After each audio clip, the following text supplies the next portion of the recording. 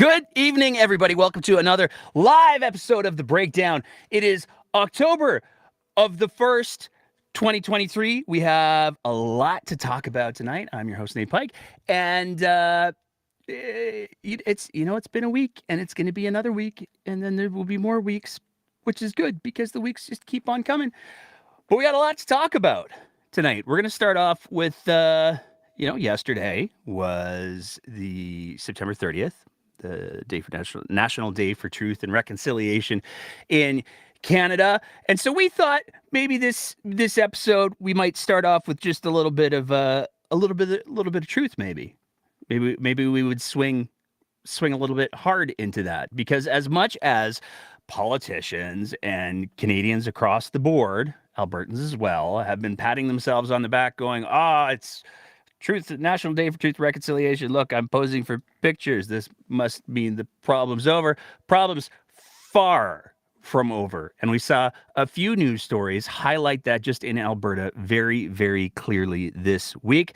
That's part of what we're going to be talking about. To kick things off, we're going to talk about a complaint that was filed against Alberta Health Services by a Siksika man because of the death of his wife. Now, this turns into a much bigger and broader conversation, but from the story, the complaint filed by Benedict Crowchief of Siksika Nation says his wife, Myra Crowchief, died in April 2022 because staff and doctors at the Strathmore District Health Services Hospital failed to disclose to them that she had active abdominal bleeding. The complaint alleges doctors knew about her condition, but she was not given medication to manage her pain and was ignored by nurses. Now, it would be very, very easy to look at this and go, this is a tragic one-off. But the reality is, it's far from that. Not only is it far from the first time that an Indigenous or First Nations person has experienced prejudice, allegedly. I mean, really, do we have to say allegedly at this point? But it's not the first time that an Indigenous or First Nations or Métis person has experienced prejudice or discrimination at the hands of the healthcare system. And in fact, you don't have to go back very far at all, because it wasn't very long ago that it was back in 2022 that Siksika actually reached out and said to their community, hey, we've been hearing all kinds of horrifying stories about how you're experiencing the healthcare system. We want to try to address this. We want to know more. And they put out a call for Nation members to talk about how they had experienced racism while trying to access the healthcare system. Now, again, that was a thing that a lot of people went, I don't know about that. But the reality is that there is a very well-established bias that exists in the healthcare system. There was a study that was done in 2020. It was originally sent out. The results of the study were publicized in March of this year, and it found that 2/3 of Alberta physicians surveyed have implicit anti-Indigenous bias. The survey was sent to every practicing physician in the province in 2020. Now, this isn't, for anybody who has been paying attention to this issue, this isn't news. This isn't shocking. What's shocking is the fact that it's still an issue in 2023. In part of the statement that was released, it was made very, very clear by Benedict Crowchief that this is a well-known problem that exists for people from that nation who are trying to access healthcare. And in fact, they said that it's not uncommon that members of Siksika First Nations will they'll bypass certain healthcare facilities in order to get to the bigger ones in Calgary, where they have a better chance at being treated fairly and objectively. This is a huge, huge problem, and it's a conversation that, unfortunately, with everybody glad-handing around truth and reconciliation, didn't get the traction that it probably should have. But it's not the only one, by any stretch of the imagination, that didn't get as much traction as it probably should have. For anybody who's been following the show for any length of time, we've been talking about the Curl leak up in northern Alberta for quite some time. And this was a leak where originally the powers that be said, "Oh no, it's just a little spill. We don't have to worry about it. It's not going to affect animals. It's not going to affect groundwater." And then some of the people who were concerned about being affected, who were Indigenous and First Nations, went and took pictures. And they were able to clearly establish that there was a very, very real risk that, in fact, there was exposure to the wildlife population and there was exposure to groundwater. Well, the AER earlier released a statement where they said, we didn't do anything wrong. Turns out, not good enough by a long stretch for the people involved. The AFCN, the Athabasca Chippewa First Nations released this statement where they didn't pull any punches. After standing by as Exxon Imperial dumped millions of liters of contaminated fluid into the Peace Athabasca watershed, the AER has released the results of its investigation into the incident. Unsurprisingly, the AER has absolved itself of any responsibility for failing to prevent or communicate the incident to downstream communities. We have no confidence in the AER or the government of Alberta to investigate this incident or to prevent another one from happening. And then they actually go and they call on the federal government to step in and do some very specific things in order to try to prevent. They want a full geological audit of tailings facilities in the oil sands.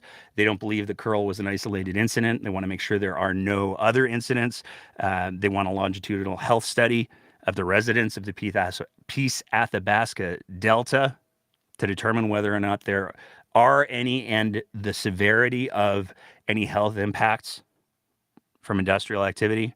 And they want the federal government to basically remake how the monitoring and enforcement is done, because they have, as they very clearly stated, no faith whatsoever, no confidence in the AER or the government of Alberta to investigate this incident.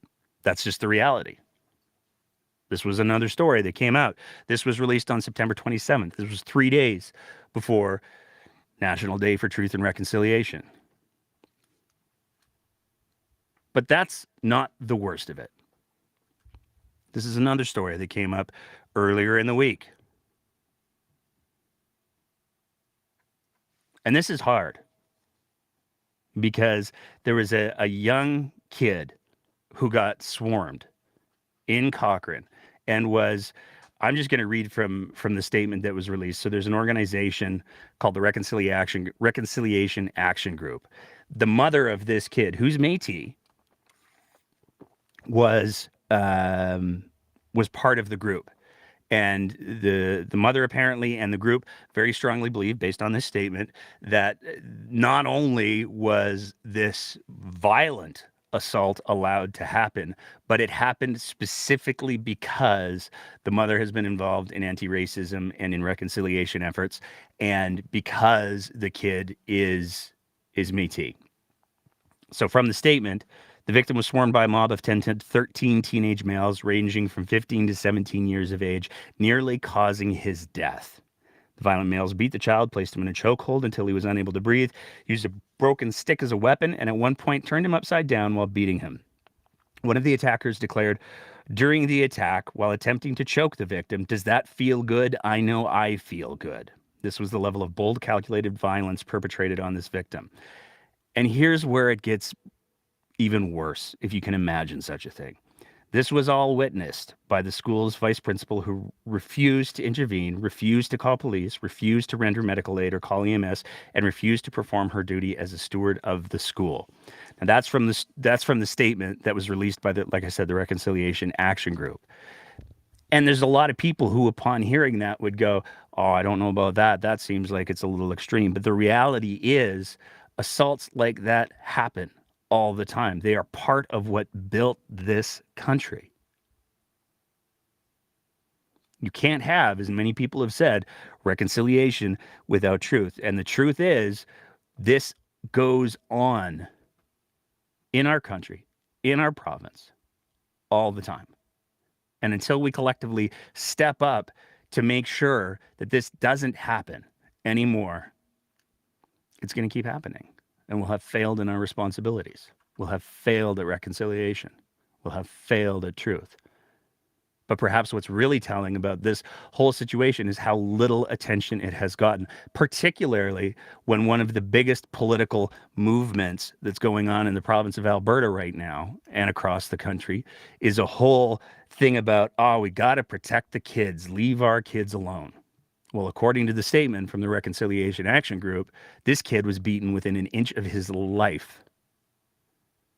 We haven't seen any statements from Freedom Calgary. We haven't seen any statements from the Take Back Alberta. We haven't seen any statements from Mahmoud. None of those people have said, this is a very, very bad thing that has happened. It's unacceptable. And the fact that there is resounding silence from so many people refusing to condemn it, refusing to demand a complete and thorough investigation with consequences if appropriate, that in and of itself speaks to how much work we have yet to do. Moving on from there. A little bit of a minor development in the Stampede lawsuit. So for anybody who has been following the story, the Calgary Stampede has settled. The settlement was approved this week. They've settled a lawsuit. It's a class action lawsuit that's been brought forward by people who were victimized, over 70, who were the victims of a sexual predator who was given full run of the young Canadians. It's been demonstrated as well through publicly released documents affiliated with this lawsuit that the Stampede knew that this individual, who was later criminally charged, they knew that he had problems. They knew that there were stories about him abusing kids under his care. And they chose to turn a blind eye. And in fact, there's the story that's been well established as well, where one of the victims actually tried to raise the alarm on this whole situation. And the response from the powers that be, the response from the authorities within the Stampede that he went to, allegedly said, well, but do you like being a part of the young Canadians? Because you go talking like this, and that's just not gonna. It's probably not gonna work. So maybe you don't. Maybe you don't talk like this. Maybe this is something that just goes away. I'm paraphrasing, obviously, but that's the kind of leverage that was put towards this kid who tried to raise the alarm. Now, this abuse went on for literally decades, and this has turned into a political issue because the Stampede does receive funding from pretty much all levels of government. They're the beneficiaries in many ways of the new arena deal that is being organized by the province and by the city. And the question has been asked to all levels of government, are you going to continue funding the Stampede? Are you going to continue just giving them money? Because the reality is the settlement amount hasn't been determined yet. There's going to be a 2-day mediation that's set for December 14th and 15th, and it's going to determine what the dollar amount will be. But to be clear, the Calgary Stampede has accepted liability. They've accepted the responsibility. They've accepted negligence. They've accepted it's their fault. That's where it is. And because of this settlement agreement, which the Stampede absolutely should be responsible for, there's a very strong argument to be made that taxpayers are going to be, in effect, subsidizing this settlement. Because the Stampede is going to continue, as Danielle Smith was very clear, the Stampede is going to continue to receive the major amounts of money because, in Danielle Smith's words, it's the premier festival in the province of Alberta.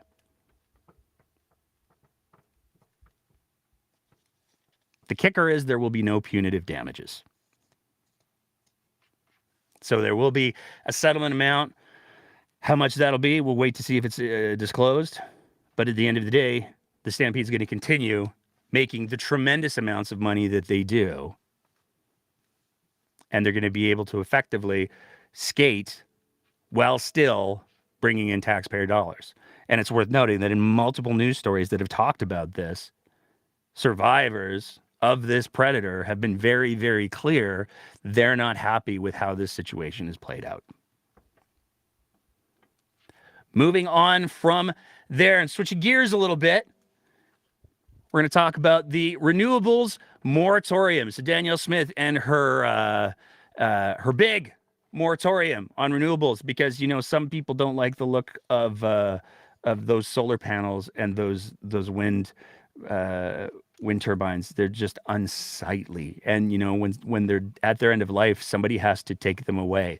They don't leach into the ground or anything, but we got to get that dealt with. So we're just going to shut down the entire industry for 7 months. Well, it turns out there was a recent survey that was completed, some polling that was done, and nearly 2/3 of Albertans oppose the government's pause on renewable energy approvals. 2/3 of Albertans are against this policy that was brought forward by Danielle Smith, which she, again, has been unable to demonstrate why. When the policy was first launched, she said, "Oh, you know what?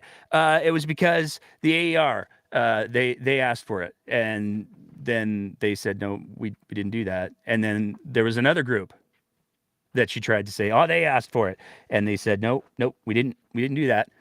And then she tried to say, "Well, the rural municipalities of Alberta, they wanted it." And the RMA, the president of the RMA, in multiple places on record said, "No, we'll work with it because we do have some concerns, because we don't want people turning their property into wind farms without our approval." But we didn't ask for the moratorium. Danielle Smith still hasn't been able to say why this moratorium happened, other than, well, it just did. So the poll released Thursday suggests nearly 2/3 of Albertans oppose the provincial government's moratorium on approvals for new renewable energy projects. This is from the story on the screen. This poll clearly demonstrates that a strong majority of Alberta residents do not support the Alberta government's ill-conceived ban on new renewable energy projects, said Angela McIntyre, director of the Calgary Climate Hub, which commissioned the poll from Leger. So it's Leger. This isn't just some hack poll done in the basement of some sort of political organization. This is a poll that was commissioned with using a credible, renowned polling organization, and nobody likes it. 2/3 oppose it. It's not just that 2/3 don't agree with it. 2/3 oppose it. But Smith has been doing a lot of talking about energy lately. She just launched not one, but two major campaigns. She launched one on the pensions, which is an unmitigated disaster, but she's also launched one in regards to energy. And she's going to war with the feds on that one too. They've launched this massive program across the country where they've even got a van that has movie screens on the side, a la Rebel News style. Apparently, it's not the Rebel News van. We asked, we got an answer. But they are driving this van. Nobody wants to freeze in the dark. Come on, Ottawa. We're driving a van around to tell you that nobody wants to freeze in the dark. But this is where it gets to a little bit of the Smith show.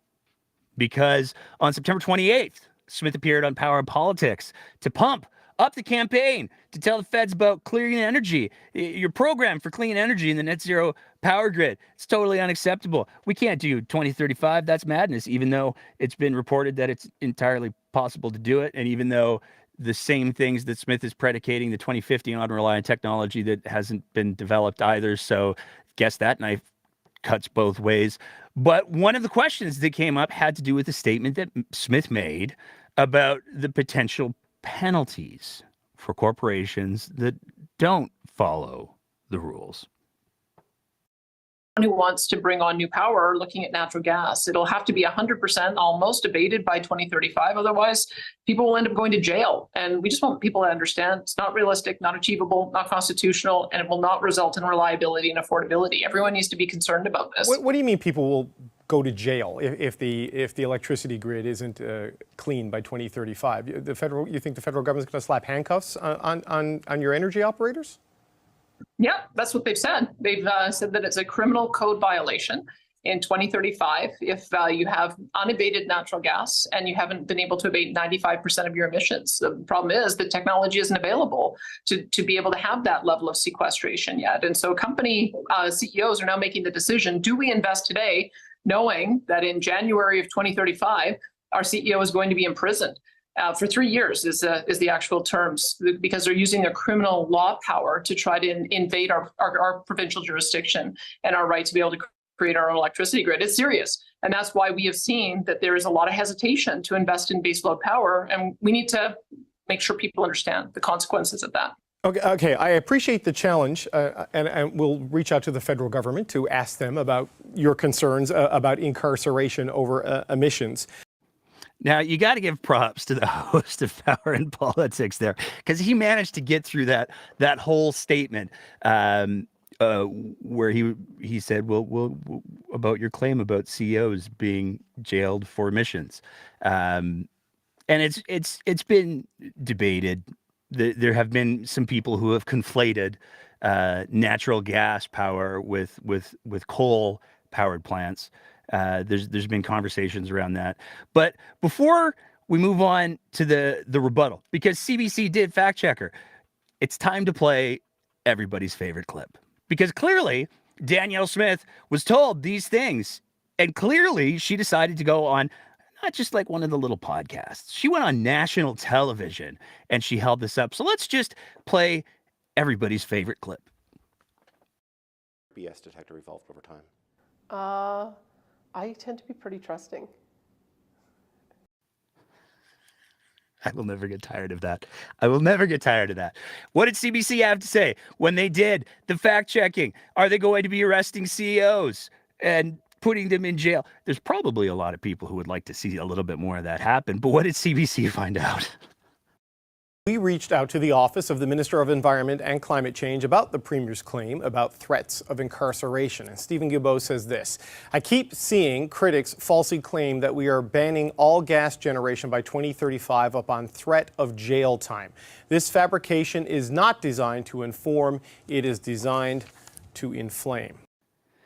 Now, there have been some people who have made the argument, but that's Stephen Guilbeault. He's the one who's putting this policy forward. Of course, he would say that. But the problem is, if he's on the record as saying this absolutely won't happen on the public record, that's something that's definitely theoretically admissible in a court of law should anyone ever actually face criminal consequences for this sort of thing. So it's really important to realize that that's not going to happen.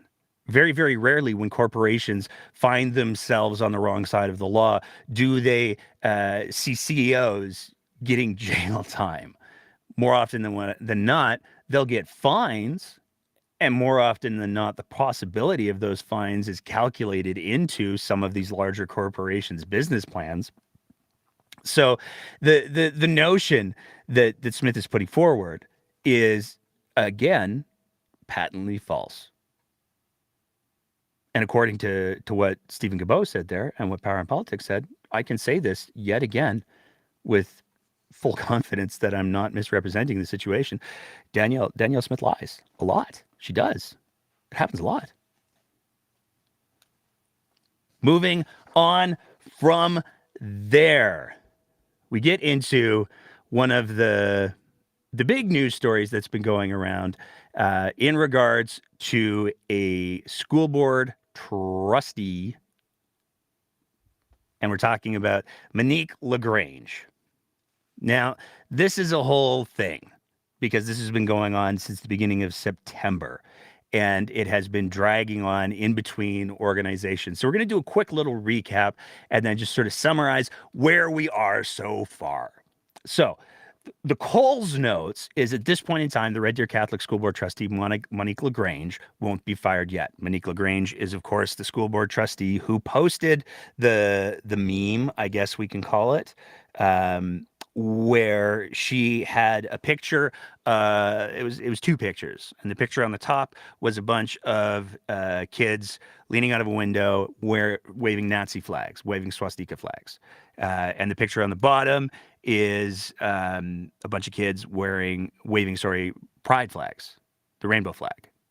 And she shared this with the caption, "Indoctrination is indoctrination."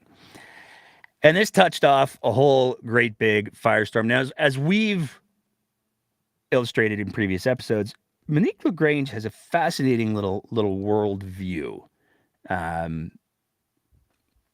She has a T-shirt company, and it's pretty. It makes some pretty bold claims. So the T-shirt company sells T-shirts that say, among other things, "Obsessed with Jesus." It's not just "I love Jesus." It's obsessed with Jesus. From their launch day post, "Today is the day we team up and partner with Jesus to use his word to change atmospheres throughout the world. I am designing custom T-shirts and apparel with the words from Jesus Christ on them. They are Holy Spirit inspired, prayed over, and a revelation from God. Grab yours today. Get obsessed with Jesus." You know, I've heard T-shirts called a lot of things. And for anybody who's been following the show for any length of time, you probably know I have an affinity for clever T-shirts. I enjoy me a good T-shirt. I have never, not once, thought that any given T-shirt was a revelation from God. And there's a certain amount of hubris, perhaps, that one has to wonder about when someone starts saying, "Hey, you should buy these T-shirts because Jesus wants you to." And by the way, in order for it to be a revelation from God, Jesus or God would have had to have told her that directly. And when you take a look at the history of people who claim that God speaks to them directly and provides them revelations directly, it doesn't usually go all that well. But that's Monique LaGrange. Now, there was some confusion initially because there were a lot of people who were like, she's got to be fired. She can't be a school board trustee if she's posting Nazi memes. That's not cool. And we talked about it when this story first came up. We were very, very clear. It's simple. If you're going to say Nazis, you'd better be talking about Nazis. Using anything less than Nazis to talk about Nazis diminishes the horrors of what the Nazis and Adolf Hitler did. To use that sort of rhetoric or imagery diminishes the horrors of all of the people who were the victims, direct and indirect, of the Nazi war machine. Just don't do it. It's pretty simple. A lot of people felt that way. A lot of people called for her resignation. And she did lose a position, but it wasn't the one everyone thought. So the Alberta Catholic School Trustees Association, which is not the Red Deer Catholic School Board, the Alberta Catholic School Trustees Association, which is the group that represents all of the Catholic school boards from across the province of Alberta.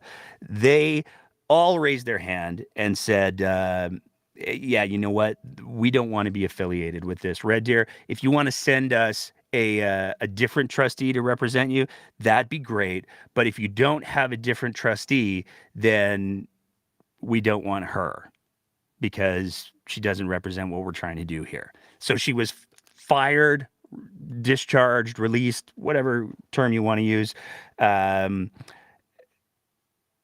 out of the Alberta Catholic School Trustees Association, but she remains, and to this day, remains a school board trustee. Now, the Red Deer Catholic School Board did issue on September 20th, before we get to the Catholic School Board issuing on September 20th, LaGrange was also one of the keynote speakers at the million, maybe not a million, like a couple thousand probably across the country, person march for children, and we're against all of the gender things and the pride flag things, and we don't like any of that. She was a speaker at the rally in Red Deer, which isn't a great look for somebody who is being told, hey, maybe tone down what you're doing here, but she did it anyways.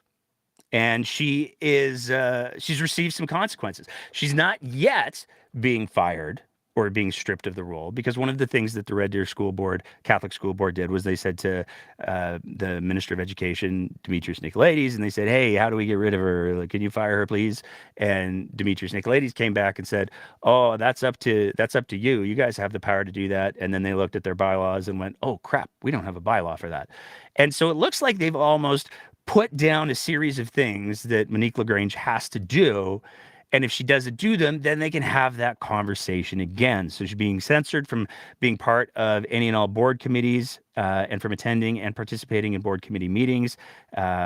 She does not represent, she's not to represent the board or school division in any official capacity, including to the media and at functions. So that includes graduations, that includes masses. She's not allowed to be recognized as the school board trustee until she does the things that she needs to do. Within 90 days, she has to take sensitive training on Holocaust, 2S LGBTQ+, use of social media, and human rights. At the end of the day, 90 days, she has to issue a sincere letter of apology.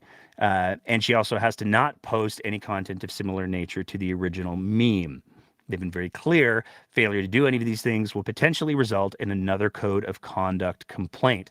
But, of course, you know, once, I guess, God's given you a direct revelation that you should compare children to Nazis, tolerant children to intolerant Nazis, I guess you don't back down on that. She's went and got herself a lawyer. Lawyer James Kitchen. He told Post Media that LaGrange can't apologize. She can't be done. She can't issue the letter of apology in good conscience. And that calls into question any usefulness of sensitivity training. LaGrange doesn't feel like she did anything wrong. She has no regret. She doesn't want to be trained on how to be more sensitive. She doesn't want to learn the error of her ways because she doesn't believe, it appears, according to the statements, that she made any error. Kitchen went on to say either the board's going to kick her out or she's going to fight it legally and hopefully be able to stay in there while she has the fight. Now, it's worth noting that when we're talking about James Kitchen, he's kind of a bit of a niche lawyer, it appears. He did quite a bit of work with the Justice Center for Constitutional Freedoms. That's the John Carpay organization that hired a private investigator to follow stalk a judge, for which John Carpay lost his ability to do law in the province where that happened. John Carpay also, who's famous for also making comparisons to the Nazi flag. James Kitchen used to work for the JCCF. But as intrepid reporter Charles Rusnell pointed out this week, he's also got some views of his own. So Mr. Rusnell went through James's Twitter machine and he found some retweets. Now, I'll refer you back to what I said earlier. Only compare Nazis to Nazis. Using anything else diminishes and shows patent ignorance of the severity and the horrors that that were the Holocaust and the Nazi war machine. But here's Mr. Kitchen nonetheless, putting it all out there. Retweeted the Babylon Bee. Trudeau attempts to distract from Nazi controversy by growing cool new mustache, and somebody's gone ahead and photoshopped on a mustache that has striking similarities to certain historical figures. There's another one that talks about the next vaccine rollout, and there's a cartoon of somebody getting a shot. And the person getting the shot wearing a mask says, what variant does this protect me against? And the response is, you're actually helping transgender Ukrainians fight global warming. So that's Mr. Kitchen's take on humor, I guess. Moving on from there. Danielle Smith. She just provided so much great stuff this week. She had herself a press conference because one of the things that has been consuming a lot of the media oxygen over the last couple of weeks has been the E. coli outbreak in Calgary. Well, Danielle Smith held a press conference. She's going to do some things. She's going to take action. woman of action Danielle Smith is. And so she held a press conference where she appeared and they announced, her and Adriana LaGrange, not to be confused with Monique LaGrange, announced that former Calgary Police Chief Rick Hansen would be chairing a panel to look at what allowed the recent E. coli outbreak. And there's some questions that come up because Mr. Hansen comes with his own baggage. He did, in fact, run for the PCs in 2015 at the same time that Smith tried to. It's worth remembering that in 2015, Danielle Smith didn't get the nomination for the PCs that she wanted to. She lost that nomination. But Mr. Hansen had some controversy surrounding his nomination. And there was actually a whole investigation that went into it because one of the things that allegedly happened was Mr. Hansen decided to move a whole bunch of police officers into the area that he was going to be running in literally right before he stepped down from his role as police chief. So he moved a whole bunch of he used allegedly the powers of being the chief of police to move in a whole bunch of cops to say, oh, look what I've done for you people of the area. I increased policing in your area. Aren't I a generous and benevolent police chief? You probably want me as your next MLA, I imagine. But that's not, and this is where we kind of bumped because we could have sworn that we heard Mr. Hansen's name referenced more recently. And it turns out we did. Hansen was also appointed by Madu in 2021. And the quote, I would like to thank Minister Madu for the honor of being appointed as the chair of the newly created Alberta Parole Board. It's a privilege to continue to serve Albertans, and I look forward to working with the other board members. It is our firm commitment to work diligently to make our communities safer. Now, it's worth noting that being chair of the Parole Board, he's pulling down almost $70,000 a year. So he's not doing this out of the goodness of his heart. He's serving as the chair for the Parole Board, and he's getting paid very well to do it. Well, now he's getting paid to investigate the E. coli outbreak and what led to it, what things should be done to address it. And that comes after there's been some questions as to how effective has this new Alberta Parole Board been. There was a news story from back in May of last year that pointed out the Alberta Parole Board heard fewer than 100 cases in its first 15 months. So not really churning through the numbers like they said that they were going to. So there's a lot of questions about, hey, is he still going to be on the parole board? Like, it seems like they're kind of overwhelmed getting through the number of cases that they are. And now he's going to be doing this whole other investigation panel thinger as well. That seems a little heavy. But then we got to and see, this is the thing with Danielle Smith press conferences, and I think most people have learned this, is like she's going to go up and she's going to say some words, and they'll be scripted, and her delivery will be bang on, because if you give Danielle a script, she's able to knock it out of the park 9 times out of 10. But then when you get to the questions, that's when it gets good. And sure enough, there was one particular question that caught a lot of people's attention. Just curious if we have a sense of when that's going to be available here in Alberta, and if the province is going to be launching any kind of campaign to encourage people to do that. And I guess personally, if you yourself are planning to get the shot. I'll let Minister LaGrange tell you. I think we're just preparing the final details on the press release on that. Before that, would you be getting the shot? Look, I'm a healthy person. I tend to take care of my immune system, and I believe this is something I should talk about with my doctor, not media. Okay. Question to you, Minister LaGrange. Do you plan to get the shot? It depends which shot you're talking about. Like I'm looking. I'm very healthy as well. I have a very healthy immune system, and you know what? I also believe that this is a personal decision for individuals to make. I will look at that as time progresses and what my journey is. But again, this is a personal decision. People have to make it for themselves, for their children, and we respect the decisions that people make. Yeah, as some people have pointed out on the social medias, that's probably a great answer for everyone who is concerned about whether or not LaGrange, as health minister, given her history as an anti-abortion activist, would be would be dealing with the question of limiting access to women's health care, because very clearly she believes that these conversations should only be had between a person and their doctor, and it's nobody else's business. Nobody should be getting involved in that sort of thing. That's just crazy talk, because she's on her own personal journey with her healthy immune system. It's also worth noting lots of healthy people died from COVID. There's this misconception that if you have a healthy immune system, whatever that means, I'm not sure what the diagnostic test is for determining how healthy an immune system is. Because when we're talking about immune responses, things get really, really, really complicated really quickly. And with many infections, it's actually a strong immune response that causes some of the problems that people experience with infections.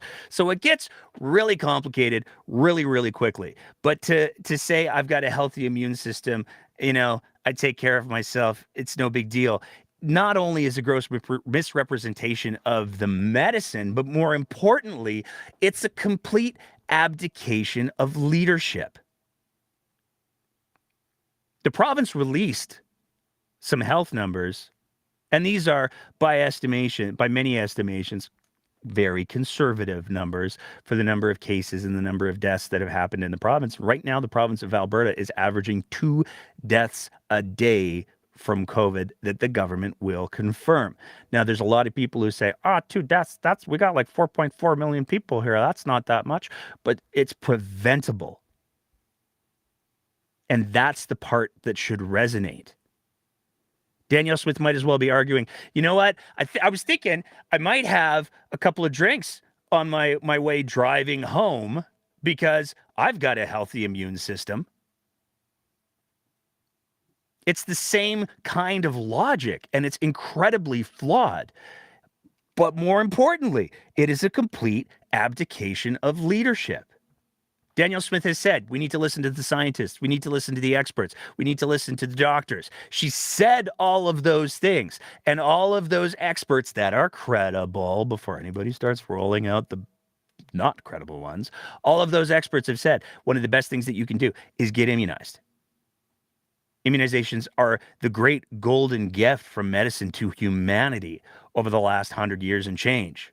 It is so huge what immunizations do. Get immunized. I'm going to be getting my COVID shot as soon as I get the opportunity opens up for the bivalent shots, which are supposed to be coming very, very soon. That was an announcement that was made as well this week. I don't have any problem saying that.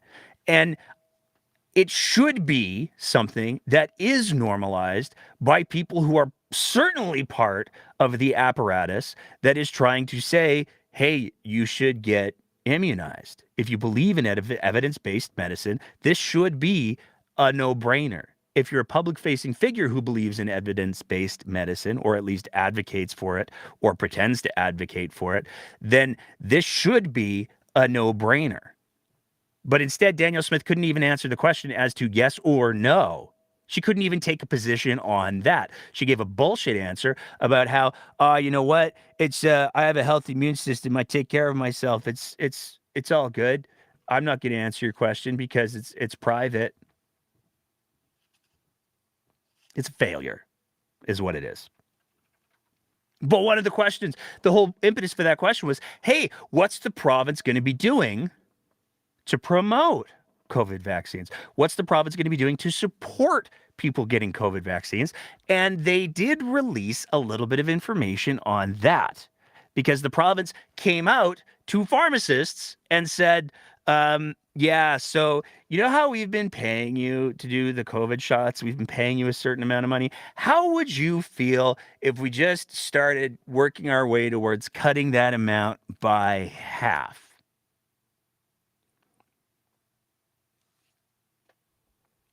The Alberta Pharmacists Association released a special edition of their newsletter on September 29th, where they announced that there's going to be a reduction from they're reducing the fee for administration of COVID-19 vaccines from $25, which was negotiated in 2020. And they actually had a premium as well for doses administered on weekends and evenings. So it was $35 if pharmacists were administering those doses on evenings and weekends. But the base amount was $25. There's going to be a reduction for the fee for administration to $17 effective today and to $13 on April 1st, 2024. Now, you might wonder, why is this important? Why does this matter? How does this affect potentially the availability of COVID shots? And the answer to that is pharmacists do more than administer COVID shots. And so one of the things that pharmacists could do with that $35 per vaccination is put an extra pharmacist on. Most pharmacies have multiple pharmacists. So if you knew that there were going to be X number of people coming in, you could put an extra pharmacist on to make sure that you were able to meet the demand for COVID shots. But now all of a sudden, if you drop it down to $17 an hour with the target of $13 an hour down the road, now you're making it much harder for pharmacists to designate that time when they have all of their other regular pharmacist duties to do. You're using economics to force pharmacists to prioritize what they're going to do, how often they're going to make these shots available. And it's irresponsible. And it's something that the Pharmacists Association has openly come out and condemned. From the end of their statement, in the coming months, RxA, which is the Pharmacists Association, will continue our work to champion the important role that community pharmacists play in the provision of primary health care in the province and work toward achieving appropriate funding to support these efforts. To say that we are disappointed at this announcement can't be overstated, as we believe that support for community pharmacist provision of primary care should be the priority for the government, especially while the entire health system struggles with burnout, workforce shortages, and the onset of COVID, flu, RSV, and the respiratory illness season. I wonder if they did consultation before they rolled out this decision. Not really. But that's not the only major healthcare change that we can expect. There's a couple of other things that we got to talk about here. One of them has to do with what Smith announced to the Rural Municipalities Convention on Friday. She doubled down on her commitment to break up, to decentralize Alberta Health Services. She wants to remove AHS entirely, it sounds like, from non-acute functions such as midwifery, primary care staffing, and continuing care.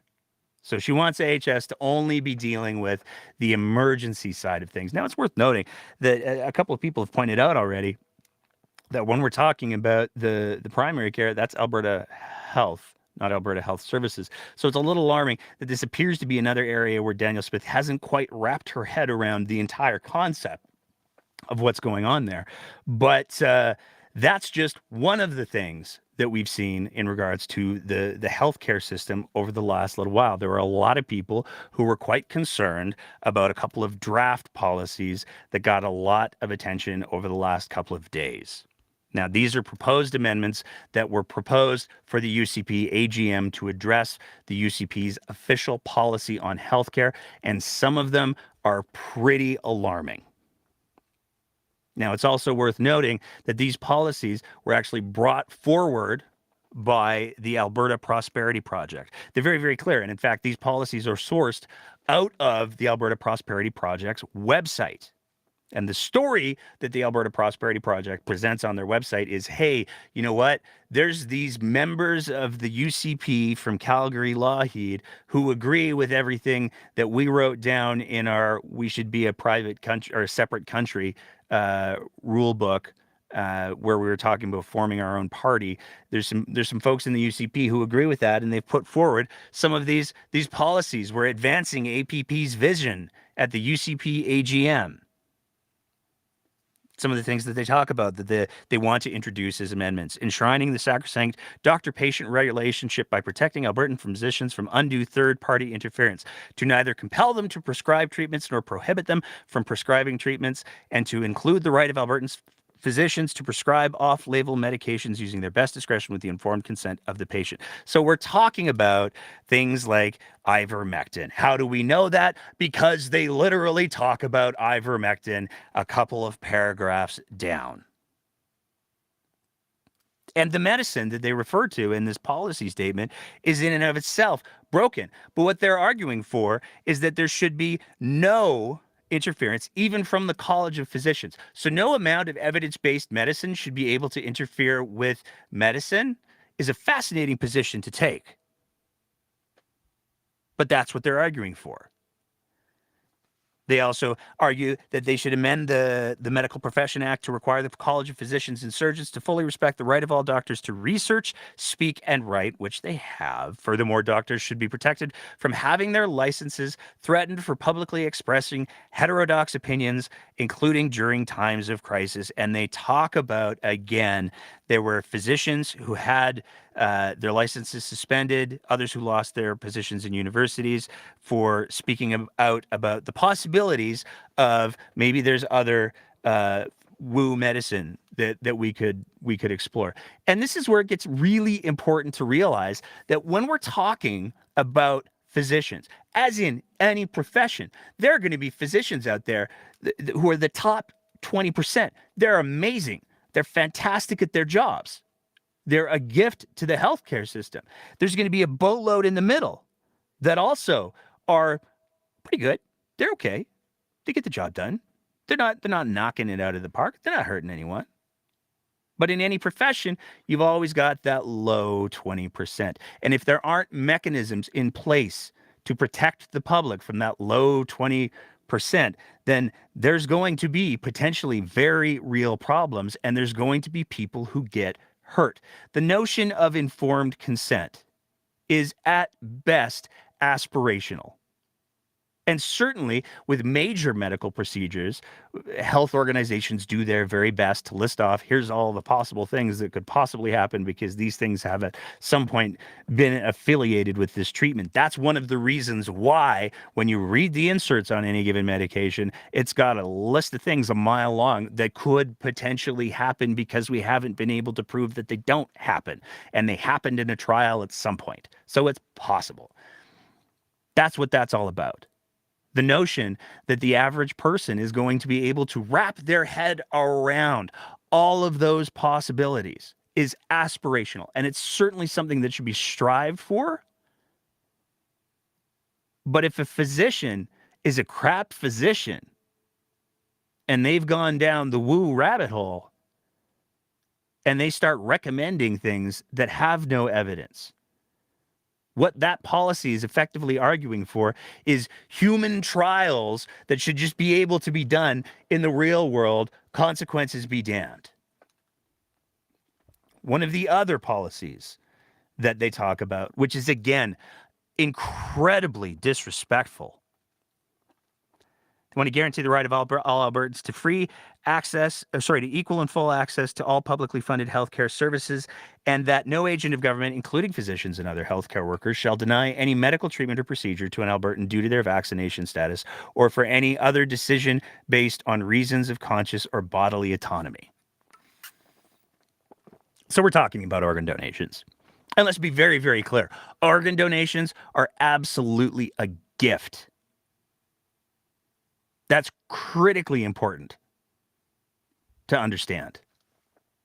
They are a gift from a person who has lost their life, and they are a gift from their family. And nobody is entitled to be able to pick and choose what body parts of a fellow Albertan they would like to harvest for themselves. Thank you very much.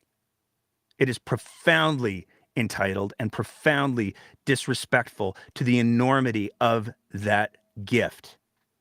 And because there's a shortage of those gifts, there absolutely has to be a methodology in place to make sure that those gifts are going to go to the people who are going to best be able to use them. We don't do liver transplants every 2 years for somebody who has unaddressed alcoholism issues, because they're going to destroy that liver, where that liver could save and prolong another person's life. It's cold and it's calculated. It's sometimes very difficult to understand. But when we're talking about that kind of a gift, to give it to someone who doesn't believe that they should have to do the bare minimum, who is willing to selectively choose what sort of evidence-based medicine they want to believe in, it's ludicrous. When you think about the simple procedure, and I shouldn't say simple, but when you think about the procedure and the science and the medicine that's involved in an organ transplant, to then turn around and say, okay, I believe in all the immunosuppressants. I believe in all the anti-clotting agents that are given. I believe in all of the matching that happens and all of the skill that the surgeons and the nurses and the anesthesiologists bring into the equation. I believe in all of the supports that come after the fact. But, you know, that vaccine, I'm just not sure about it, it quite frankly renders me largely speechless. Because it's so ludicrous. If you can imagine showing up at Christmas and somebody says, I have a gift for you, but it needs to be, there's holes in the box. The gift's a puppy in this metaphor, by the way. You need to keep the holes in the box clear. And somebody goes, no, I don't want to keep the holes in the box clear. I don't want it to smell. I don't know what it is, but I want to apply my own conditions to how I receive this box with air holes in it. I'd like to cover up the air holes. In effect, that's what this policy is arguing for. Now, it's worth noting that these are policies that were submitted. And the Alberta Prosperity Project made the argument, hey, everybody, you got to get in there and support all of these things. But the final resolutions for the UCP Policy Convention will be released on October 13th. So we're 2 weeks away from potentially finding out whether or not any of these policies actually made it in. Right now, the UCP membership is voting on the policies that they feel are most important. And we've talked about some of those policies before. Some of them are also pretty jarring. But that process hasn't been completed, and the results won't be revealed until October 13th, where the policies are announced that will be voted on at the UCP convention.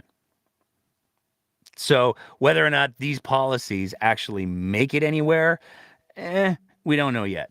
But the bottom line is there are people out there who are trying to influence the political process who believe in these things. And they were able to get a proxy constituency association to submit their policies on their behalf, which is absolutely wild. Because as we've detailed before, the Alberta Prosperity Project, historically, not only are they a separatist party, but they're also a party that made it very, very clear they want to be their own party. So you've got an aspirational political party writing policy via the UCP so that their policy that they want for their political party gets in to actual UCP policy. It's an absolutely mind-blowing state of affairs. But it seems to be increasingly the norm in Alberta politics. And you're absolutely right. We're going to spend a little bit of time talking about the folks from Take Back Alberta. This is wild. This this whole thing is just so off the cuff. Take Back Alberta has been trying to bring into Alberta an American mathematician who doesn't like anybody who supports the LGBTQ2S plus community, calls them groomers. If you do, we know this because he did it to us. But they've been trying to bring him in for a while, and they've had a little bit of trouble securing venues. They had 2 venues initially, and then both of those venues said no. And then they had a ticket selling company that they were using, and that ticket selling company said, whoa, whoa, whoa, whoa, whoa, you didn't say you were doing this. We don't want anything to do with this, and backed out of their deal. Now, Take Back Alberta was able to secure a venue up in Edmonton for the Dr. James Lindsay Protect Our Children show in Edmonton, which is going on tomorrow. But Calgary's surprisingly, if you think about the 2 cities, which one's going to be, where is it going to be easier to host a train wreck rally where we talk about the gays and the communists and all of the things? Because, boy, that doesn't sound like any kind of historical rhetoric.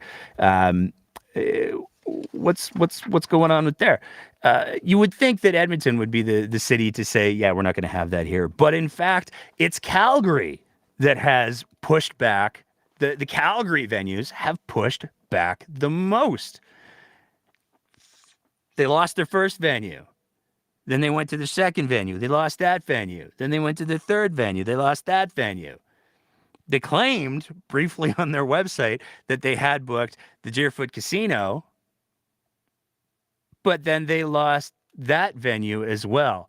And so it really begs the question, like, where is the Calgary thing going to be held? Is David Parker going to be just like we did a thing about how maybe he was going to hard pitch to the folks at Denny's? Maybe they could get themselves a nice Denny's parking lot. Maybe they could get themselves a skillet. Maybe he'd be a whole lot less hangry. We don't know. But one of the big questions is, why is this Dr. James Lindsay so controversial?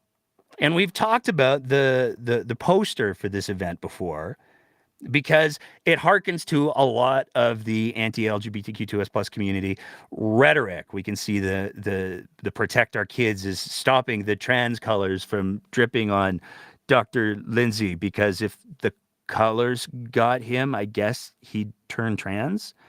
I mean, I didn't think it was that easy, but that's what the poster seems to be suggesting. But it's a poster. Maybe he's just talking about how bad can it be? We're going to bring up the Wikipedia entry yet again, because it spells it out very, very clearly what the problems with that some people believe Dr. Lindsay are. And again, doctor is PhD mathematician. So, presumably he's good at math. But in regards to sociology or human sexuality or gender studies or political science, that's not what or medicine, that's not what his PhD's in. Let's just get that out of the way right away. Lindsay has promoted and or been linked to several prominent conspiracy theories. He's a proponent of the right-wing LGBT grooming conspiracy theory and has been credited as one of several public figures responsible for popularizing groomer as a slur directed at LGBTQ educators and activists by members of the political right. So I guess, I don't know, should we be proud of the fact that we got called groomer by Dr. James Lindsay? I'm going to say no, because grooming is actually a long-term process that sexual predators use against people that they're looking to prey on. It's not in the same way that you shouldn't say Nazi to somebody who's not a legitimate Nazi. You shouldn't say groomer to somebody who's not a legitimate groomer. Just because you're using colloquial terminology doesn't make you clever. If anything, it makes you more ignorant.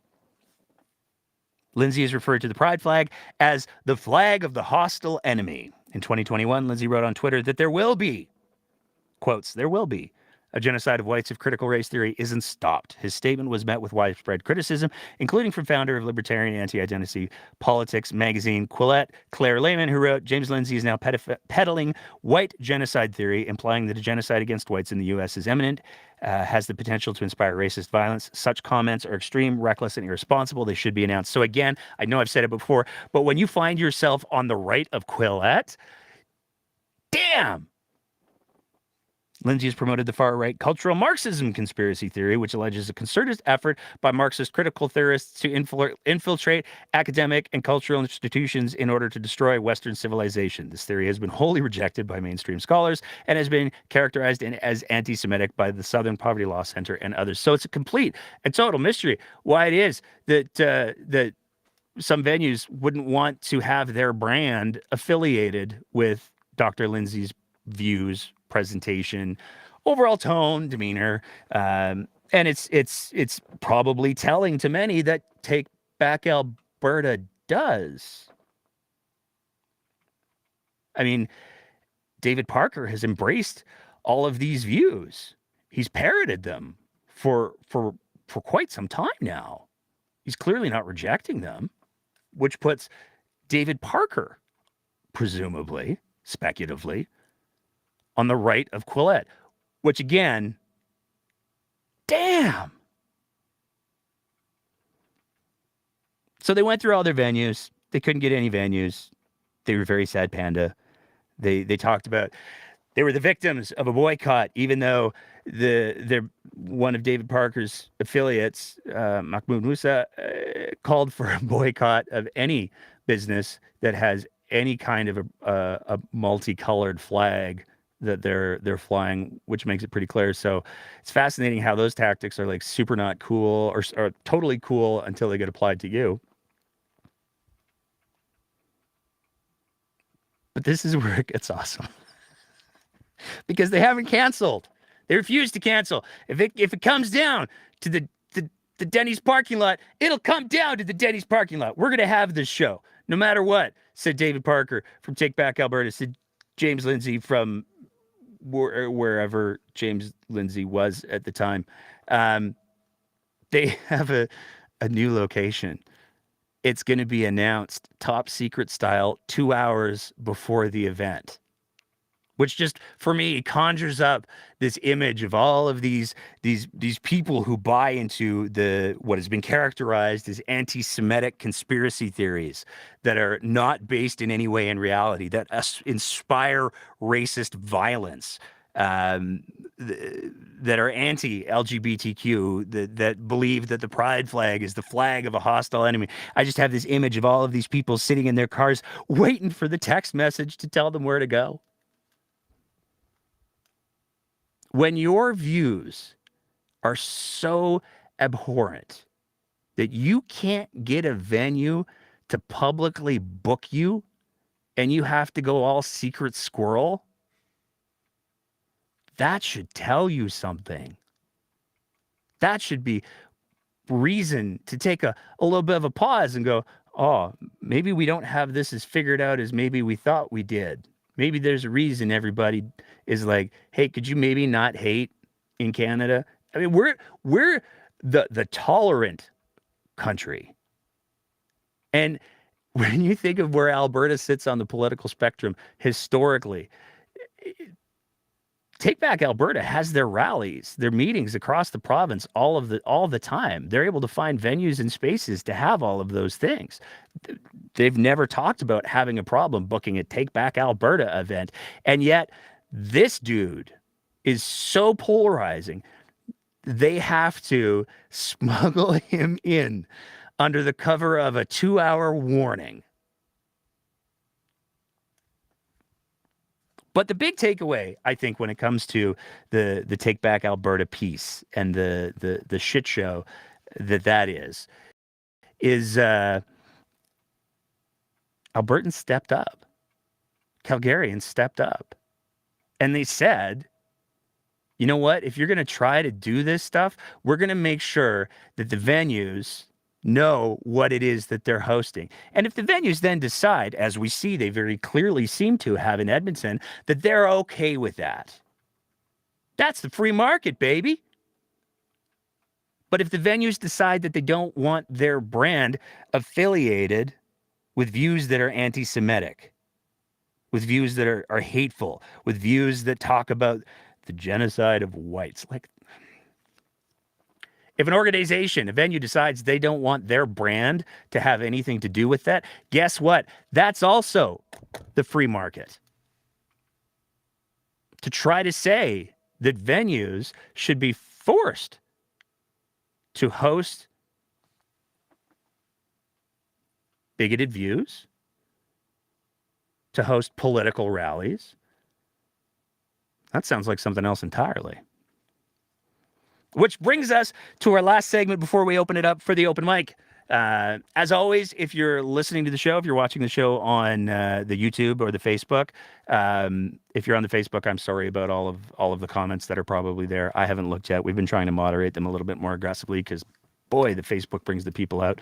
But if you're on the YouTubes or the Facebook and you want to weigh in with something, then by all means, hop on the X Spaces, X Twitter Spaces. Does that work? I feel like that works. Hop on the Spaces and you can weigh in. You can tell us what you think we got right. You can tell us what we think we got wrong. You can tell us. I mean, we had somebody tell us that they were Spider-Man once. So do with that what you will.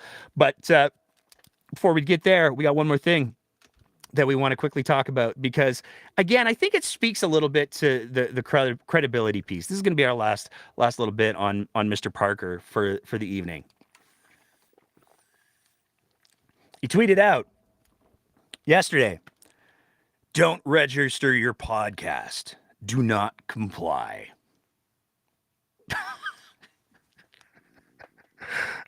It's like this. It blows my mind how nobody goes, "Wait, what? Is that really what's going on here?" And of course, the answer is no, that's not really what's going on here. This is apparently a response to the announcement by the government of Canada that they are stepping forward in regards to addressing the Wild West that is the internet and trying to make sure that instead of people getting fed hyperpolarizing U.S. culture wars content, they can get their hyperpolarizing Canadian culture wars content from Canadian sources. The announcement on September 29th, today the CRTC is advancing its regulatory plan to modernize Canada's broadcasting framework and ensure online streaming services make meaningful contributions to Canadian and Indigenous content. On May 12, 2023, the CRTC launched its first public consultations after thoroughly examining all of the evidence on the public record, including over 200 interventions. The CRTC is issuing its first two decisions. First, the CRTC is setting out which online streaming services need to provide information about their activities in Canada. Online streaming services that operate in Canada offer broadcasting content and earn 10 million or more in annual revenues will need to complete a registration form by November 28th, 2023. Registration collects basic information, is only required once. It can be completed in just a few steps. Second, the CRTC is setting conditions for online streaming services to operate in Canada. These conditions take effect today and require certain online streaming services to provide the CRTC with information related to their content and subscribership. This decision also requires those services to make content available in a way that is not tied to specific mobile or internet service. So, to be clear, nobody has to register their podcast. That's stupid. There are hundreds of thousands of podcasts that are readily available for Canadian people. What the CRTC is saying is, hey, if you're a platform like Apple Podcasts or any of the other there's so many podcasting platforms out there. Every once in a while, we get an email from someone saying, hey, my thing isn't working on this platform, and we have to go, we're on that platform. There's a lot of different platforms out of there. A lot of them do make a little bit of money. Some of them make a lot of money. And all that the CRTC is saying with this ruling is that if you're somebody who's facilitating the streaming, so for example, we use a platform called Podcaster. I believe it's run by Spotify. Spotify has to say, hey, we do that podcast thing here in Canada. That's a service that we provide. We make more than $10 million a year. That's it. There's no like individual podcast registration that's going on. That's just straight up misinformed fear mongering. If only these people took a breath and stopped and read the things that they're actually so upset about, maybe we could avoid a lot of the problems and the fear that people are experiencing. And to that end, before I open it up for the open mic, I want to plug two of our upcoming episodes. On Wednesday, we're going to be dropping a conversation with John Roggeveen. It's a hard G. You'll understand why that's important when we drop the episode, who is the current leader of the Alberta Liberal Party. They have themselves an AGM coming up right away here, and they're going to be dealing with a little bit of an existential crisis. We got a little bit of a peek into what that existential crisis looks like and what it's potentially going to entail over the next little bit in our conversation with John Roggeveen. That is going to be available for all of our Patreon subscribers tomorrow. And it will be going up live on Wednesday. for everybody else. It'll be streaming there because we never paywall any of our stuff because that's not cool. That doesn't help conversations. Next week, we're going to have a conversation with the president of the Alberta Teachers Association for the area of Calgary. It's a good little chat that we're going to be having. And we're really, really excited to bring it to you because rather than talking more about the dumpster fire that is the David Parker show and the Take Back Alberta show, we're going to be talking about what's actually going on. What are the actual problems that are happening with the education system? What are the obstacles that teachers are having to deal with? What are the biggest issues the teachers are having to deal with? Because as much as Take Back Alberta absolutely represents a very real threat, as much as they are trying to upend the education system, as much as they're trying to introduce their own agenda, it doesn't change the fact that there are very real problems that teachers and the education system are facing. And so to make sure that we have a little bit of a handle on that and to do our part to try to make sure that those issues, as well as some gratitude towards teachers, gets raised, we're going to be presenting our conversation with Stephanie Clements, who, like I said, is the president of the Alberta Teachers Association, Local 38. That's going to be the following Wednesday. We'll be doing our live show, as we always do, on the Sunday next week, because we'll be back, because that's the thing that we do. And that's pretty much the end of the planned content, except for the plugs. But I like to do the plugs at the end because I don't want people running away. And we do have a couple people that are weighing in with their thoughts on the Twitter Spaces, the X Spaces, whatever it is. So we're going to bring in first one of our regulars, Cassandra, to see what Cassandra has to say. Cassandra, what's going on tonight? Well, I just, everybody knows my housing situation. I'm officially homeless right now.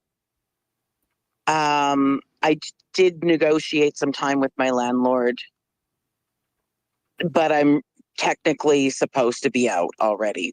But I was calling around different organizations and trying to find some kind of help. And, I've recently been at a town hall last month with the federal housing advocate, and there was a lot of frontline people there. And there was also talk about what I'm going to talk about at the Calgary City Council from some frontline service providers. But I called Nixon's office and I basically left a message saying, this isn't something you can pass me down the line. This is something that Minister Nixon has to hear. And the person on the other end of the line, anyway, I was explaining to them my situation and everything that I have personally done over 5 months to find myself housing, including all the wait lists I've been on and all the doctor's notes I've had to get to move myself up into priority for Calgary housing.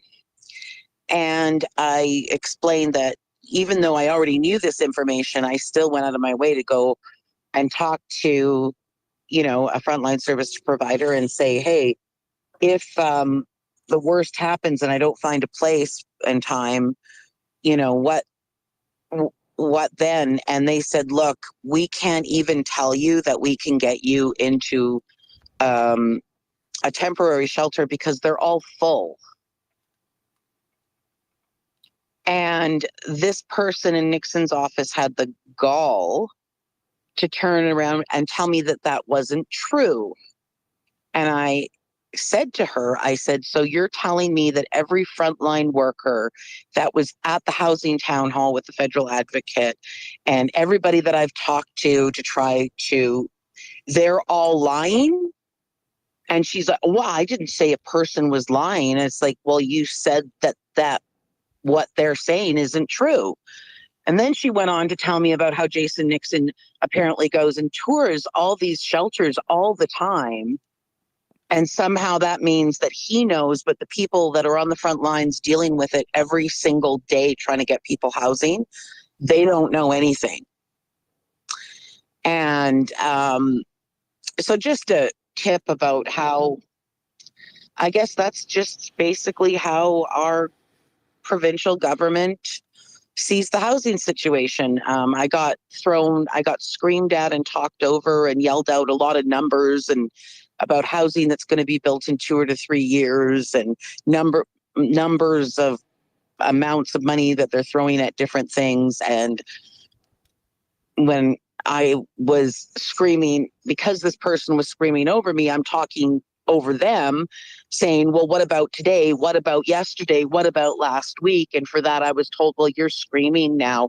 I need to end this call.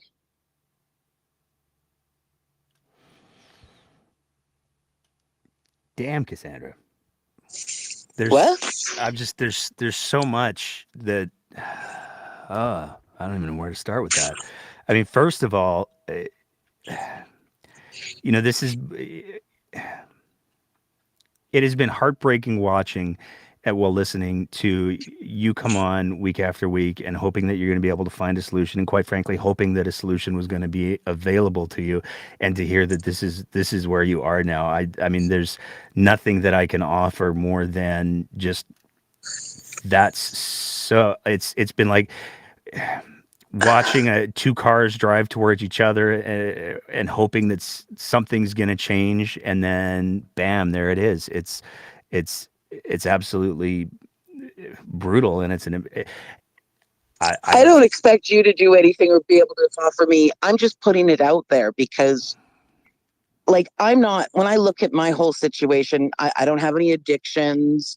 I do have mental health, but it's not to the point where it causes me, I have some PTSD and stuff, but, doesn't make me hard to house. I've got good landlord reference. I've got good character references.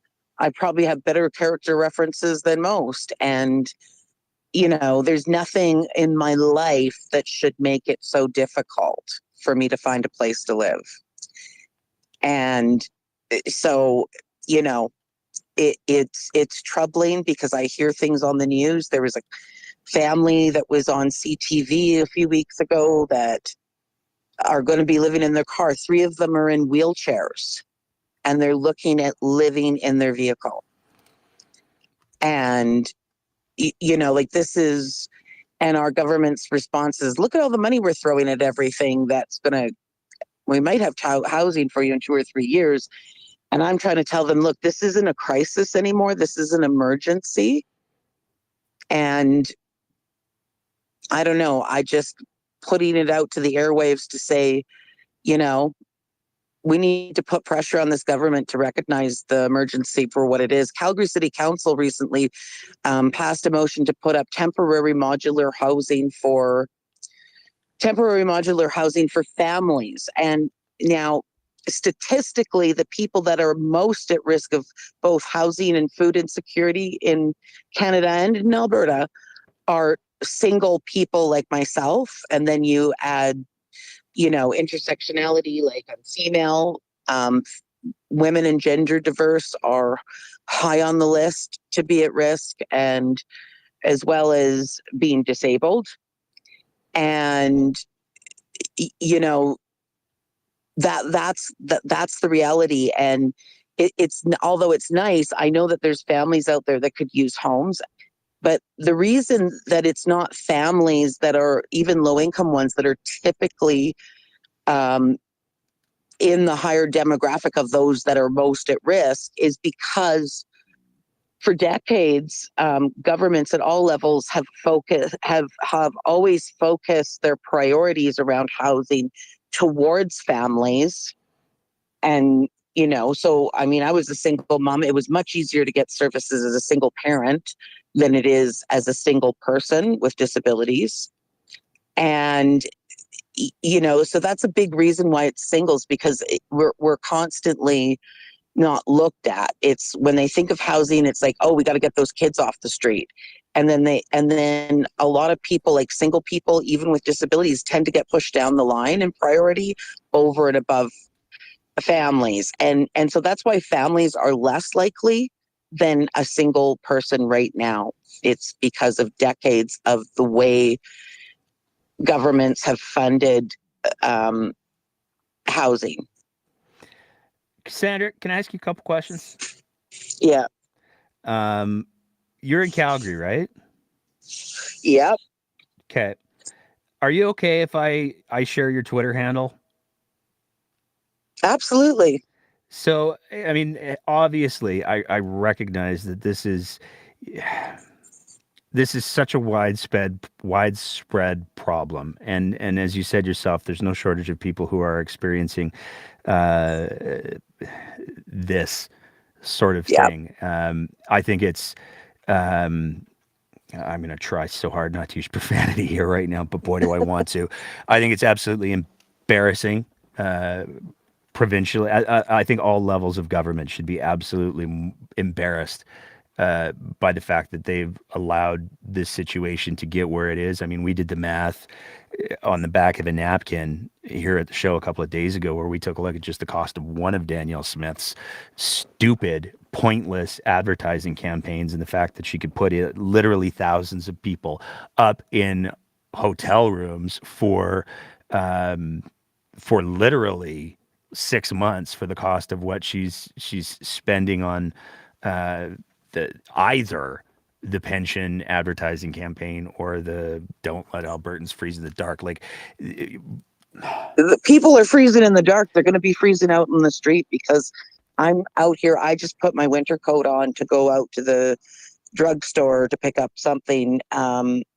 It's already chilly, and yeah, so yeah.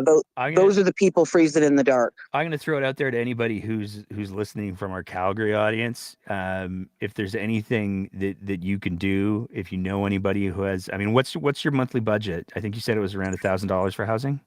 Well, I'm paying $1,000. That's what I've been paying. I can go up to 12. I mean, honestly, 12, 1,300 with utilities included is about my max. Although I've been looking at stretching my budget to up to 1,400, but that's really putting me in a bad way. Although I can do it. I mean, I'd rather have a roof over my head and go to the food bank than not have a roof over my head. Yeah. So anyone in our Calgary or Calgary and area audience, and I know that we denigrate our reach on a regular basis, but we have a bit of a reach. So if there's anybody in Calgary who has a line on anywhere that might be With a able to, cat, I got a cat. there you go. Okay, The so cat shelter, too. the animal shelters are full too. They're not taking surrenders. If Cassandra's handle is at Mopar Maiden BC. I'm going to spell that out. If anybody has a line on a spot, a place that can put Cassandra up for the budget that she, like, fuck me. I'm sorry. I remember 10 years ago, I rented an apartment in Kensington, for Christ's sakes, and I was paying $595 a month, and that included utilities. The situation has gotten so out of control. It's absolutely mind bending. But if anybody has a line on a place that will accept a cat for $1,000 a month or a little bit more, Like 1,200, 1,300. I'll do 12, 1,300 like that. I mean, reasonably, I haven't had my rent. I haven't had I had a wonderful landlord that didn't raise my rent for 7 years. So, I mean, I probably should be, you know, paying about 12, 1,300. So I can do that. But yeah. yeah. Hit up, send a DM, tag her in a tweet if you can find anything. And again, I'm going to read it out letter by letter because I don't want this to slip through the cracks. I mean, obviously, the breakdown is not going to be solving the housing crisis, but if we can help one of our listeners maybe find a place, I think that we're doing the bare minimum at that point. It's MOPARMAIDENBC. That's Cassandra's Twitter X handle. ENBC, yeah. Yeah, ENBC. If anybody can help, please do. Thank you. Thanks, Nate. I appreciate it. I wish I could do more, Cassandra. This No, is just... you know what? You do lots, and you gave me the space to not just tell my story, but tell my story in the broader sense, and the fact that it's not just me. And, you know, if somebody like me can't find housing, there's plenty of people that are in tougher, that, you know, that don't have my acumen, they don't have my, you know, my skill for accessing and navigating bureaucracy and resources. They don't have my, you know, the kind of references that I have. And, you know, and maybe they're even harder off financially. And so if, the way I look at it is, if I can't find a place, then there's lots more out there, and I just want to amplify that. Yeah. But Please, thanks. Cassandra, please keep us in the loop. I mean, especially if you're able to find something, please let us know. Oh, absolutely. Yeah. And I would encourage you to swing over to I don't know if you have the ability with whatever device you're on, but if you can check out the YouTube chat, there's a couple folks in there that are piping in with a few things, and hopefully we can, you know, as the breakdown community, and I know I talk about how awesome our chat group is and how awesome the community is, but as the breakdown community, if we can find you something, I hope we can. Thanks a lot. All right. I'm gonna move on to Lynn. We got a few other people who have piped in, so we're gonna work our way through the list. But I'm gonna bring another one of our regulars, Lynn, in. Lynn, what's going on tonight? Well, Jesus, Nate. I know, right? Like, I was going to talk about Nazis versus nationalism, but after Cassandra, who I always end up after, I just want to say this. Bunny's got a place she found already, and I will be going on her Twitter, because she's breaking my heart right now. Mm-hmm. And I'll send her some money. Like, I don't know. It's just, the world has just gone crazy at this moment. I don't disagree with you. So I don't want to talk about what I want to talk fair. about. I just want support for Cassandra. She's a great, very bright woman on this page, and an incredible advocate.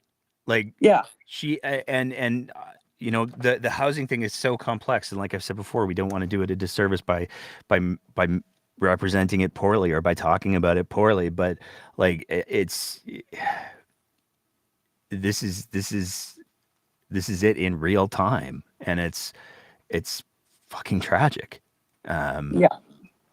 I don't know what else to say, so I feel you entirely. And again, if anybody does have any line on anything in the Calgary area that does accept a cat, please reach out to Cassandra on her Twitter. She has an email on that profile as well that I imagine she will be checking. Anything like that. I mean, if we can find, I believe that the breakdown audience can make this one thing happen, is what I'm going to say. Yeah. So I agree with that too. And I see Charlie's asking me about the 3 murders in McMurray this last week, and all I'm going to say about that is there's a drug war going on, and there's actually been 4. The 4th one was, you know, suicide by cop, but, you know, it's not normal for here, so it's quite upsetting. And but Cassandra's issue is more upsetting to me than that even right now. So I'm just going to say good night. Okay, thank you, Lynn. Yeah, I don't know what else to say, other than I'm just gonna appeal one more time to everybody who's either watching the show live or listening to it. If you have a line on a place, Cassandra has been a remarkable advocate. She speaks up all the time on the show. She's always very passionate. She's always advocating for other people. This is something that we're not going to solve the housing crisis overnight, and I'm not suggesting that, but part of the impetus for this show was to try to keep some things from falling through the cracks, and we should be able to collectively keep one of our own from falling through the cracks. We've got Chris, who is raised his hand to be a speaker as well. Chris, what's going on tonight, my friend? Hey, not too much. Thanks for having me on, Nate. Anytime. Okay. The one thing I was gonna say that I mean, I could rant forever. I'm not going to.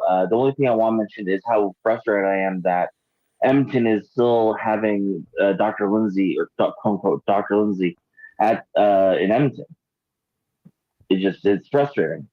Um, especially because as a city, as Edmonton, it's all NDP. This is a very progressive city. This is a very we're the Austin of if Alberta is Texas, we are Austin. That we're the weird city, and so knowing that this guy's going to be there, it's just so frustrating.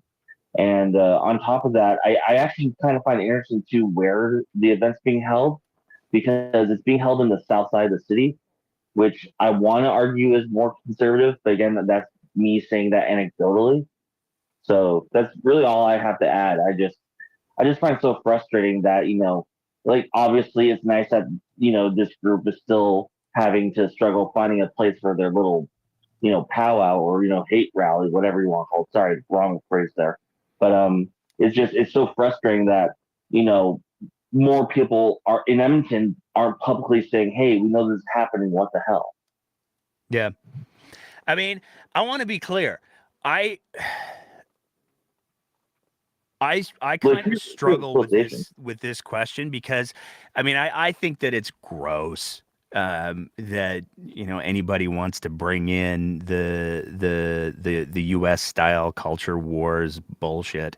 I think it's embarrassing. I think it's beneath us as a province and a country. I mean, we obviously, David Parker's from Alberta. We've got our own homegrown crazy doing just fine. I don't think we need to import anything.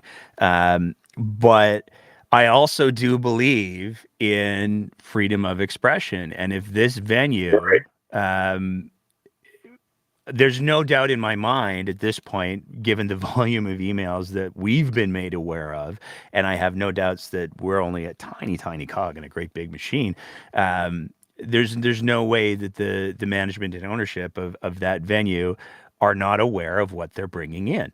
And if that's what they choose to do, that's what they choose to do.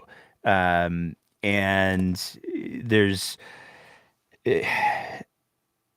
I don't want to ever get to a place and this is where it gets important because I think that there's a big line between, let's call it hateful speech, and hate speech. The requirements for hate speech are pretty high, and I don't think, I think that. In the same way that, I've said before, I think that Mr. Kenny was the kid who was playing with matches near the drapes and then was horrified when they caught on fire with and what happened with the UCP.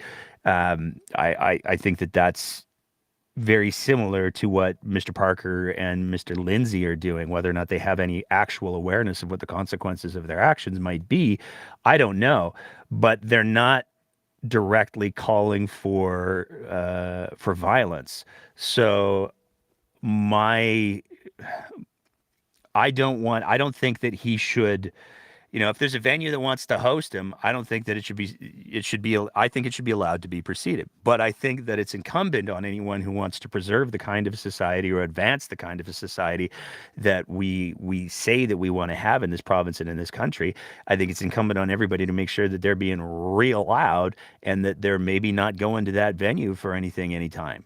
I think that's the bottom line. I mean, we have the ability. Freedom of speech is not freedom from consequences.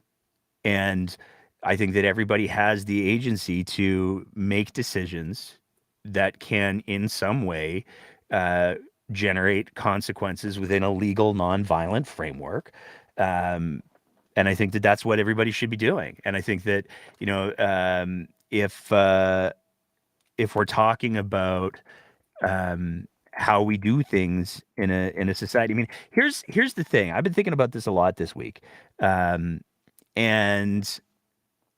I think that progress is hard. And I don't want to sound like I'm oversimplifying things, but progress requires change. You can't progress and not change. Um, if you want to have progress, you have to upset the status quo to some degree. You have to move forward, which means moving on from the place that you're at. And for people who are comfortable, who enjoy their current existence, that's a scary prospect. And I think part of the conversation, and I think this is part of the conversation that progressives are not great at, is saying, you know what, it's going to be okay if maybe we let, running through the topics of the show tonight, maybe if we let Indigenous people and First Nations people access healthcare without having to deal with institutional and real discrimination and racism, that's not going to affect your ability to access healthcare. It's just they'll be able to do it without all of the bullshit too. If we say, you know what, a kid shouldn't have to be the target of physical violence because of who they are we really having a hard time getting behind that? Like, it doesn't cost you anything if that kid doesn't get beaten within an inch of his life. You don't lose anything. But if we don't take these stands against these things, then that's exactly what happens. And we saw it even out east, where the group of kids lit a pride flag on fire and then threw the flag, the remnants of the burnt flag, and rocks at kids who were identified as members of the LGBTQ plus community of that school. It's we have to find ways to communicate with people that there are real consequences for other people. Maybe not you right now, but there are real consequences to just turning a blind eye. And I think the fundamental question that we have to ask is that who we are? And this is part of the reason why the whole rural urban divide drives me so crazy, because my childhood is all rural. And I know that for a lot of these people who are becoming a part of these movements, they're trying to take care of their community, but they haven't been educated in the way that they're trying to take care is actually causing demonstrable harm. And I think when it comes to, some of the people that are here's the thing that I wanted to talk about. You got me going now here, man. So I'm gonna do this, then I'm gonna shut up and get out of your way so you can say the things that you want to say. But there's this misconception that exists. There was that tweet that came out from that Muslim group that David Parker amplified, where he was like, the Muslims are with us. And that in and of itself, a lot of people, like, we looked at that and we were like, oh, this ain't good, because there's a whole lot of people who are going to believe that. And, I've said it many times on the show, and I don't believe in monoliths. And to say that anyone, a whole group, there's no nonconformity within that group, they are a hive mind, is just disingenuous and stupid. But it turned into something really awesome, because if you go to that tweet and you take a look at the retweets, and you take a look at the number of people of the Muslim faith who said, whoa, whoa, whoa, you are not speaking for me. I was hoping that we could have this conversation within our community, but you've clearly decided that you're going to completely misrepresent what I believe our faith to be. I'm paraphrasing here, obviously, but it was absolutely amazing. And I think that we have to have, it can't just be David Parker gets to say, oh, the Muslims are with us. It has to be the amplification of all of those other voices. And in order for people to realize, no, that's not what's going on here. The Muslims, David, are very much not with you. You might have a few, but there's extremists in every demographic. So is that really a win? But I think we have to be, I remember during a certain September years ago I was terrified at what was going to happen to anyone who wasn't white, because people are short-sighted and people are myopic, and there's no question that there was a lot of hate that was directed towards anyone that wasn't white because of what happened that September morning. But there were also a whole lot of people who pulled together and said, this is not that, and you cannot speak about these people that way. And that was one thing that Canada in particular was really good at. And I just think that we need to hold on to that, and we need to keep doing it. But it's your turn, sir. No, I'm glad you actually made a lot of points that I agree with. And the only thing I can add to that is you were mentioning progress and the topics of the show, and I thought about the Calgary Stampede and the topic of progress. How, again, going back to the whole the show where you're talking about, for us to, we always have to deal with truth first. Truth has to come first, and the fact of the matter is, right now we live in such an age of disinformation, and where not even fake news, we're just, the actual news doesn't get out there and people don't know what's happening. I talk to my friends, people who work in the oil fields, people who work, construction, who work security, stuff like that, blue collar jobs. I talk to them and they're getting the news from libs of TikTok. They're getting the news from this or that. And when we do talk about things, and I mention, hey, this is what happened in Calgary, they look at me and say, what? They go and they don't know what's going on. And so I think a lot of this comes down to simply people don't know what's going on. They don't hear what's happening because they're hearing from their, leaders. They're hearing from alternative news sources. I'm not going to name names, but you know what I'm saying. They hear all this other nonsense that just floods the airwaves, and then the real important news that people care about gets lost in the mix. Yeah, I couldn't agree more. And it's like I said, all of those stories that we started off, we made a very deliberate choice because there was so much goodwill. I still can't wrap my head around that. Around the National Day for Truth and Reconciliation. To me, it's not a celebratory thing. It's a somber opportunity for reflection. That's just me.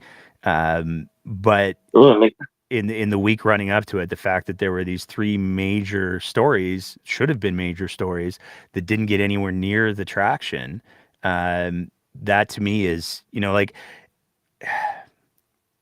for Danielle Smith to put out a tweet today, and I realize I'm saying this from my peak middle-aged white guy privilege, so I'm just going to own that right out of the gates.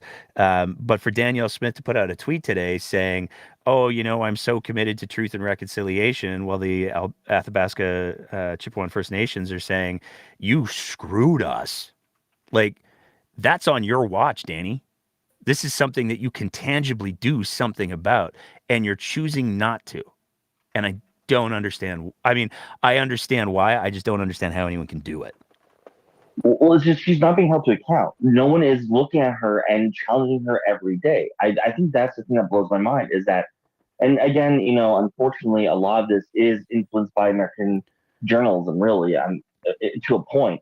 That sense of being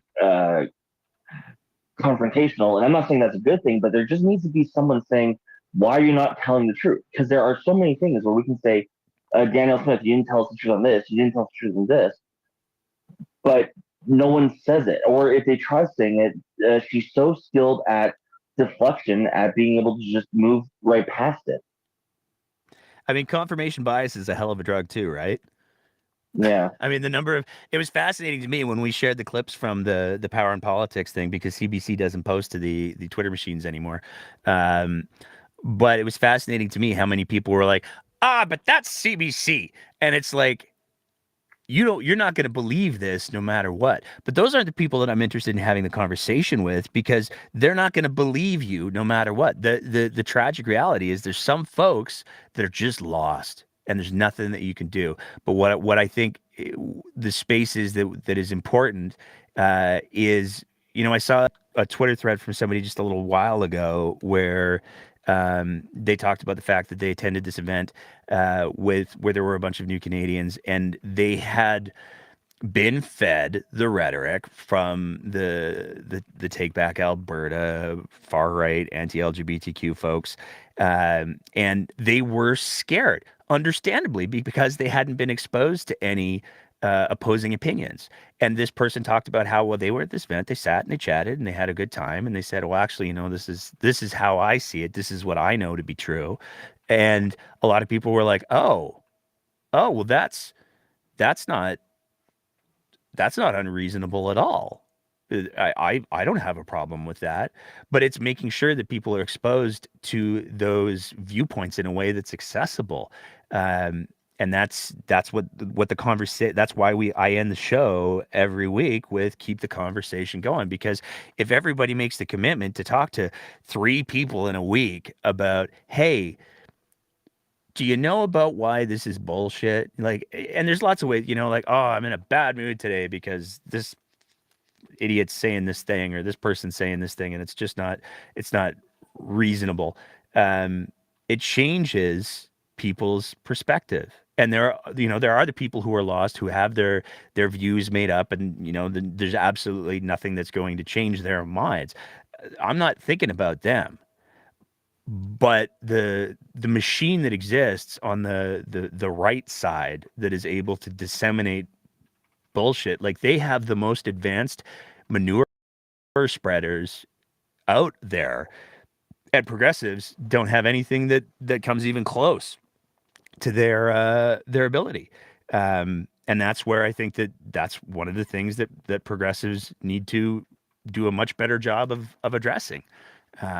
And learning how to have those conversations, because there are people who are receptive to it. There are people who want to hear the views that aren't just the hateful stuff, but they have to be exposed to it. And that's on all of us. Couldn't agree more. Absolutely. Thanks for having me on. Thanks for coming on, man.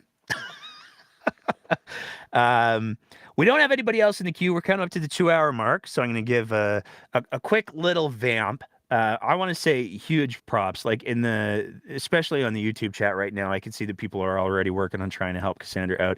I threw a comment in there. I want to acknowledge it as well. Until we hear from Cassandra that she's got a place, please keep it up. Please keep doing the thing that you do. The community that exists around the breakdown is something that humbles me in such a big way on a regular basis, and it's just an absolute privilege to be able to be a little bit of a part of it. So I want to say thank you for everybody who's trying to help out one of our own in there. I think you guys are the reason why I keep doing this. So thank you for that. I'm gonna you know what? Here's what I'm going to do. I've plugged it before. It feels gross to do it tonight, and I don't want to be gross. So we've got merch. It's on abpoly.ca. If you want to go buy some, you can. I'm not gonna do the whole pitch tonight, just because it's probably bad business sense, but I'm not a business person, so whatever. I will say, though, that we do have those 2 episodes coming up. We recorded them this weekend. We're going to be sharing them out over the next 2 weeks. The first one, again, with John Roggeveen, Alberta Liberal Party leader. It's a good perspective for where the Alberta Liberals are at right now. And I think that, one of the things that we talk about on the show is the more that people are aware of what's going on, what the ideas are. And this was one thing that I really liked about my conversation with John, is that he made it very clear that if somebody picks up one of the policies that the Alberta Liberals are advocating for and they make it their own and then carry it across the finish line, cool. There's nothing wrong with that, because we got to move the ball forward, and whoever gets to take credit is kind of secondary to that. So it's a good conversation. And then in a week and a half from now, we have the conversation with, like I said, ATA president for Local 38, Stephanie Clements, and that's where we talk about all of the education stuff that's not getting talked about as much, because David Parker's doing an excellent job of sucking all the oxygen out of the room with the hate stuff. So keep an eye out for that one. I'm going to also say I want to say it's Thursday. This Thursday, there is a Teacher Appreciation Day. And I personally am of the opinion that teachers are freaking saints pretty much every day. And we should be thanking teachers and expressing our appreciation for them pretty much every day, because as you'll hear in our conversation with Stephanie, the crushing workload and situation and conditions that they're dealing with right now is absolutely brutal. So if you have the opportunity, I mean, again, do it every day, but especially on Thursday, if you have the opportunity to say some nice things about teachers, or to a specific teacher or somebody who works in the classroom, do it, because education is the potential to be the silver bullet for all of our societal issues. You're never going to have problems with people knowing more about what's going on and being able to think better. You're just never going to have problems when people are informed and critically thinking. And it's teachers that generate so much of that. So this Thursday and every day, make sure that you thank a teacher. Those episodes will be going up early for our Patreon supporters, but as always, we will be making them public. If you want to throw us the price of a fancy cup of coffee, then you can sign up to be our Patreon at patreon.com/thebreakdownab. I just am not feeling like plugging all of the things tonight is an appropriate thing to do. I would just rather that everybody try to help out Cassandra. That's what I got. So that's it for this week. I want to thank everybody who is in the chat being absolutely amazing, because you are all being absolutely amazing. I want to say thank you to everybody who is weighed in on the X spaces. A big thank you to everybody who is listening to the podcast version or watching the video version of this in any of the platforms. Leave us a like, leave us a subscribe, share it with your friends, or not. That's okay too. But like I said, when I was chatting with Chris, if everybody who listens to this episode finds 3 people to talk to about something that they're passionate about and about moving this province forward in the next week, that's how we make things better. So give that a try. We'll see you next week. As always, especially this week, take care of yourselves and each other. And above all else, keep the conversation going.